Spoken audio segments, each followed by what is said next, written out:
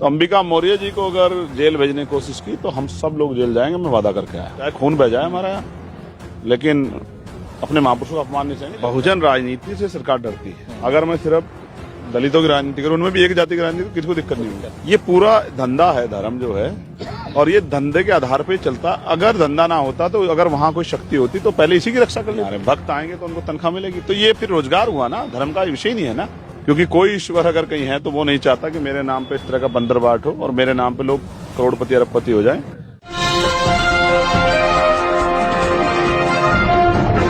साथियों नमस्कार, मैं हूं नीरज पटेल और आप देख रहे हैं नेशनल जनमत। एक जिला पड़ता है सीतापुर, वहां एक गांव है मझीगवा, सेवता विधानसभा में पड़ता है। सांसद चंद्रशेखर आजाद आज उस गांव में आए थे। बड़ी गहमा गहमी थी, सैकड़ों की संख्या में पुलिस बल लगा हुआ था। सीओ एसडीएम लगातार चक्कर काट रहे थे। मैं समझने की कोशिश करूंगा। एक गेट बना हुआ है, मैं ये दर्शक आप जो देख रहे हैं, आपने जिक्र भी किया कि 24 महापुरुष हैं उस पे। जब आप गए तब भी इस गेट पर रुके, वहां से भाषण करके आए, फिर भी आप इस गेट पर रुके। बड़े गौर से आप निहार रहे थे। क्या उसमें ढूंढने की कोशिश कर रहे थे? 1 साल पहले सौरभ किशोर जी के जरिए एक सज्जन मेरे पास आए, इनका नाम है अंबिका मौर्य। तो अंबिका मौर्य जी मुझसे कहने लगे कि भैया मैं एक गेट बना रहा हूँ और मैं चाहता हूँ उसका उद्घाटन आप करें। मैंने कहा गेट वेट तो सामान्य प्रक्रिया बनते रहता है। मैंने कहा मेरे पास तो ऐसे किसी गेट के लिए समय नहीं है। उसने कहा कि भैया मैं वो गेट विशेष बना रहा हूँ। वो विशेष इसलिए कि इस परिवार को समझने के लिए हमें इनके तीसरी पीढ़ी की तरफ जाना पड़ेगा। इनके दादा हुए हैं श्रद्धेय मन बहाल जी, और मन बहाल मौर्य जी स्वतंत्रता संग्राम सेनानी थे। ये इस परिवार ने 1 एकड़ जमीन, जहां 1-1 बीघा जमीन पे कत्ल हो जाते हैं, 1 एकड़ जमीन दी है सरकारी विद्यालय के लिए। तो जब मैंने इनके परिवार के बारे में जाना और मैंने गेट के बारे में जाना कि भाई गेट कैसा बना रहे बताओ, तो जब मैंने गेट के बारे में जाना तो मुझे अचरज हुआ कि अखंड भारत के निर्माता सम्राट अशोक महान के नाम पे वो गेट बना रहे हैं और उसमें वो चंद्रगुप्त मौर्य जी की प्रतिमा लगा रहे हैं। चलो ये तो मौर्य समाज का आदमी है, चलो लगा देता है, कोई बात नहीं भाई।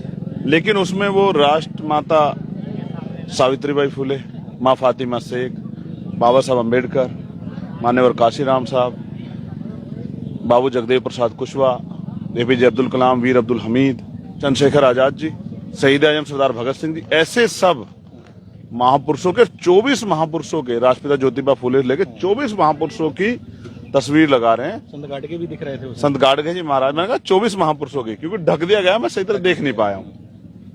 तो मुझे लगा कि यार ये गेट विशेष है, बहुजन भाईचारे का प्रतीक है, मुझे वहां जाना चाहिए। तो मैंने उनको समय दिया। जब समय दे दिया तो ये गेट 2.5 साल से बन रहा था, तो इसका उद्घाटन का समय आज 18 तारीख का। तो यहाँ पता लगा कि साहब ये अवैध है, ये है, वो है। तो मैंने उनसे पूछा कि भाई, क्योंकि वकील होगी, भाई आपने प्रक्रिया क्यों नहीं फॉलो की? तो उन्होंने कहा मैं सारे दफ्तरों में गया, 18 लाख रुपए ग्राम के लोगों ने इकट्ठा हुए, मैं गया। उन्होंने कहा स्वतंत्र पंचायत है आपकी, आप बना सकते हैं, कोई दिक्कत नहीं। लेकिन असल बात ये हुई कि उसका उद्घाटन पहले तो बहुजन महापुरुषों के नाम, मौर्य अगर बना दे, मौर्य किसी महापुरुष के नाम पे गेट, कोई क्या पड़ता है। लेकिन उसमें डॉक्टर अम्बेडकर, फूले, साहू, काशीराम अगर उसमें हो, बाबू जगदेव उसमें हो, संत गाडगे जी उसमें हो, और माँ फातिमा शेख हो, जब इतने महापुरुष हों तो तकलीफ होनी अनिवार्य है। और फिर उसका उद्घाटन करता मैं नाम हो एडवोकेट चंद्रशेखर आजाद। मैं भी देख रहा था, नाम भी लिख दिया आपका।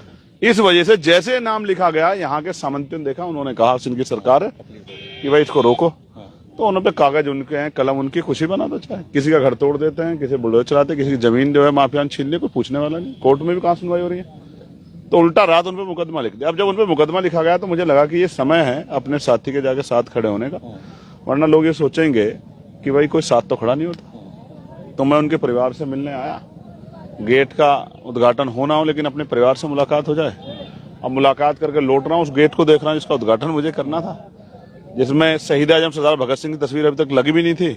वो कल लगनी थी, मतलब परसों, वो इन्होंने लगने नहीं दी, रोक दिया, उसको ढक दिया। जबकि मैं वहां से यहाँ तक आया हूँ, सैकड़ों गेट ऐसे हैं जो बने किसी के बाप के नाम, किसी दादा के नाम, किसी चाचा के नाम पे, किसी प्रधान के नाम पे, किसी के किसी XYZ किसी भी नाम पे बने हैं, लेकिन उनकी शायद किसी की जांच नहीं होगी। लेकिन ये मौर्य जी ने बना दिया और उन्होंने एक संविधान पार्क भी बनाने का वो किया है। तो इस वजह से आपत्ति हुई सामंतियों को, उसको रोक लगा दी गई।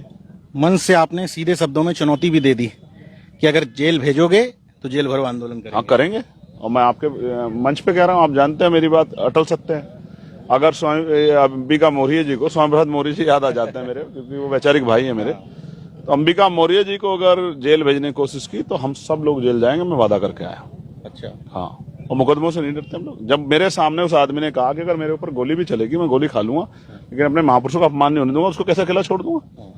यशवंत मौर्य कल आए थे, वो कह रहे हैं साहब चाहे खून बह जाए हमारा यहाँ, लेकिन अपने महापुरुषों का अपमान नहीं सहेंगे। जब वो लोग खड़े हैं तो मैं कैसे हट जाऊंगा पीछे भाई। मुझे याद आ गया, मैं इलाहाबाद में भी था जब आप पाल समाज की बेटी के इंसाफ के लिए जा रहे थे।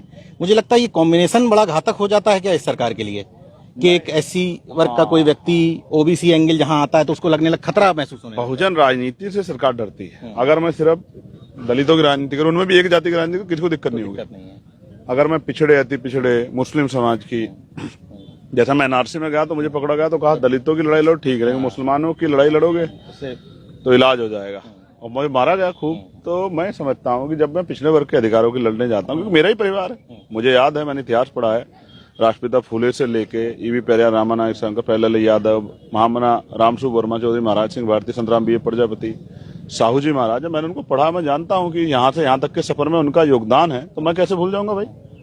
जब आप गर्व से बड़े उससे कहते हैं कि मैं सम्राट अशोक का वंशज हूँ, क्या भाव होते हैं ये कहते हैं? भाव देखिए, गौरव के भाव हैं जब आपके महापुरुषों ने अपने त्याग, अपने बहादुरी, अपने पराक्रम से लोहा मनवाया हो दुनिया में, तो उनका वंशज कहने में तो पराक्रम महसूस होता ही है। लेकिन जब हम वो सिर्फ देखिए उनके पराक्रम को याद करके काम नहीं चलेगा, तो हमें पराक्रम दिखाना पड़ेगा ना, भाईचारा बनाना पड़ेगा, और लुटे पिटे लोगों को उनकी आवाज बनकर उनको आगे मजबूत करना पड़ेगा, ये हमारा दायित्व है।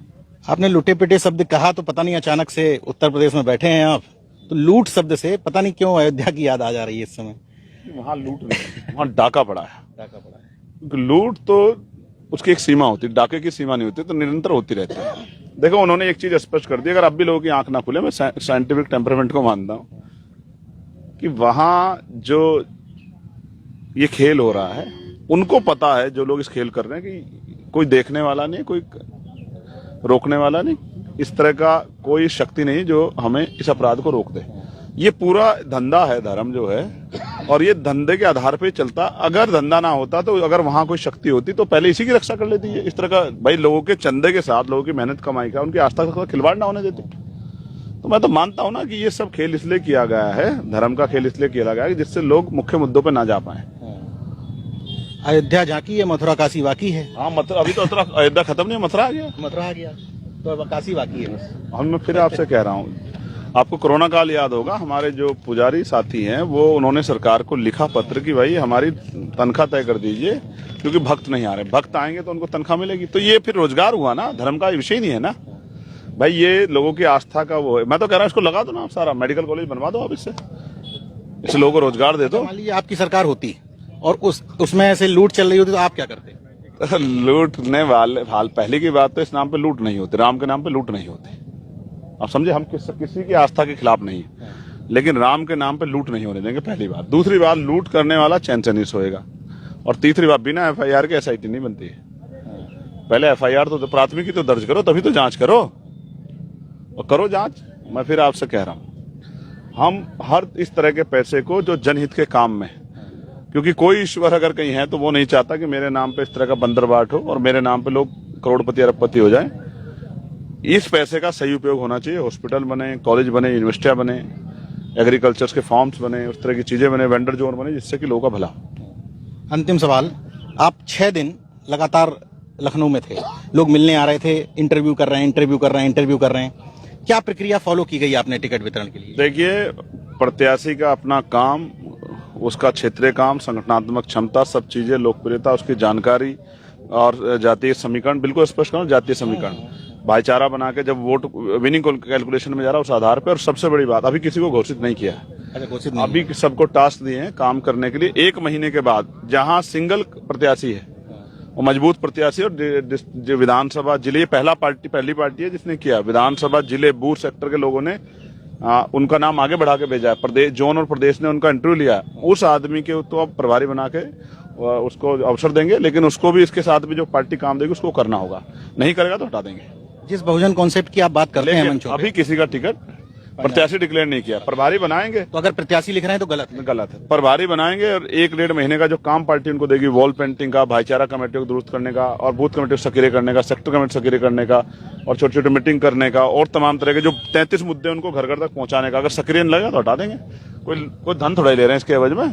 काम जो करेगा वो आगे बढ़ेगा। मतलब ये स्पष्ट है कि टिकट के नाम 50,000 सीटों पे शेड्यूल कास्ट के नौजवानों को 100 पे भी जा सकता है। पढ़े लिखे नौजवान जहाँ समीकरण है उनको टिकट देंगे। पढ़े लिखे नौजवान, हाँ, पढ़े लिखे नौजवानों, काम करने नौजवानों को, जिनके क्षेत्र में पकड़ है, उनको चाहे पैसे भी कम हो उनको भी टिकट देंगे। ठीक है, सबको टिकट देंगे जो काम कर रहा है। जिस बहुजन कॉन्सेप्ट की बात आप मंचों से करते हैं, जिस तरह से प्रत्याशी आए, तो लगा आपको कि कंप्लीट बहुजन आ रहा है टिकट मांगने के लिए? कोई जाति ऐसी नहीं है schedule caste, schedule tribe, backward की जिसका व्यक्ति टिकट मांगने ना आया। अच्छा। सैन विश्वकर्मा से लेके प्रजापति, पाल, कश्यप, मौर्य, साक्य, कुशवाहा, बिंद, राजभर, केवट मल्ला, जाट, गुजर, यादव, लोधी, तमाम पटेल, सब लोग और सबको टिकट देंगे? हाँ जी, मैं फिर कह रहा हूँ, समीकरण बनाएंगे, जातीय समीकरण बनाएंगे, जिसका भी हक बैठता उसको देंगे, और जिसका हक नहीं बैठता उसको भी एडजस्ट करके देंगे, लेकिन देंगे। उनका नेतृत्व खड़ा करेंगे और उनकी बातों पे लड़ने वाला। और जो 15% अतिरिक्त पिछड़े वर्ग को आरक्षण की बात की है, 100 में से 15 नौकरी देंगे।